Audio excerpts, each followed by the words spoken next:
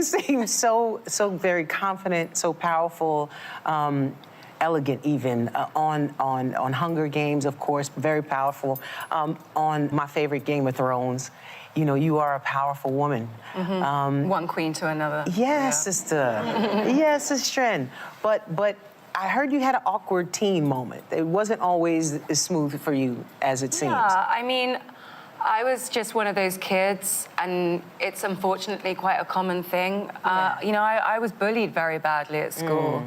From quite young. In Britain, we call it primary school, so kind of like, you know, around like 8, 9, 10, and then into high school as well. And it was hard. Of course, it was really hard. And when you're a kid or a teenager, you think your whole world is your school and your town. It feels like the whole universe. I get fans writing to me, actually, about it now, because I've spoken about it before. And, you know, I think just talking about it helps people. Right. You know? Well, I was definitely bullied, and it was kind of the worst experience of my childhood growing up through school, because you're trying to handle it on your own. My brother and I, it was like we had to try to handle it. You know, we felt like we needed to, because even if our parents talked to the school at the time, it just makes it worse. Yeah, so we still had to deal with it. It makes it worse. It doesn't mean you shouldn't. You think it's going to make it worse. I don't know.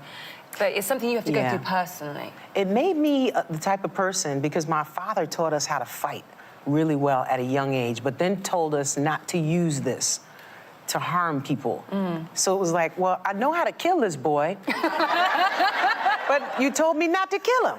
Okay, but eventually it made me a defender of the weaker people, people who didn't have the voice or weren't bold enough or were terrified, frankly, to stand up for themselves. Yeah. I've felt a deep compassion for other people. Yeah. And I just really didn't want to see that happen. But luckily, you did find your way out of that, and you found your way through your awkwardness into theater.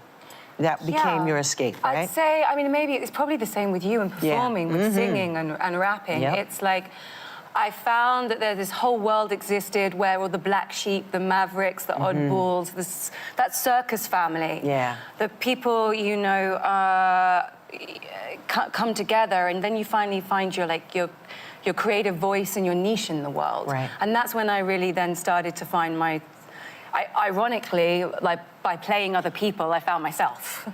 It's true. It's true. So, and then that's when, so I was kind of a late bloomer, but there's no rush. I mean, you know. Cruise along. Get it done at some point.